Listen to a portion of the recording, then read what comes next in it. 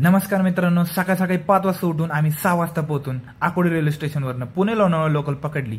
त्यानंतर थेट आम्ही पोहोचलो मळवली स्टेशन। रेल्वे स्टेशन पासून पायथेपर्यंत चालत जाण्यासाठी 5 किलोमीटर ट्रेक आहे। त्यानंतर आम्ही 20 मिनिटाचा ट्रेक करून 5 मिनिटं थांबून 10 मिनिटांनी भुट्टा खात आम्ही आजीसोबत गप्पा मारत निघालो गडाच्या पायथ्याकडे। रस्त्याने जाता जाता माझा बूट चिखलात अडकला आणि निस्ता माझा पायच बाहेर निघाला आणि नंतर 2च मिनिटात गडाच्या पायथ्याशी पोहोचलो। लगेच आम्ही गड चढायला सुरुवात केली। नंतर एक 5 मिनिटाचा छोटासा ट्रेक करून आमचा खरा ट्रेक वरतून येणारे पाणी पाहून सगळे म्हणत होते, अरे बापरे।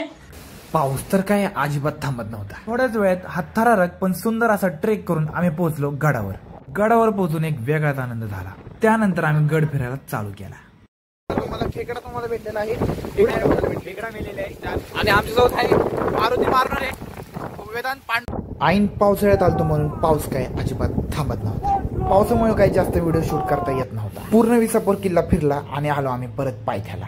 खाली आलो आणि सगळ्यांचं ठरलं लोहगड पण। सगळ्यांचा उत्साह बघून माझा उत्साह पण कमी झाला, कारण दोन्ही गड एका दिवसात फिरणं काही सोपी गोष्ट। कसलाच विचार न करता आम्ही लोहगड चढायला पाऊस एवढा जोरात होता की आम्हाला व्हिडिओ शूट करा। तर आम्ही गणेश दरवाजा, नारायण दरवाजा आणि हनुमान दरवाजा करून पोहोचलो डायरेक्ट महादेव मंदिरात।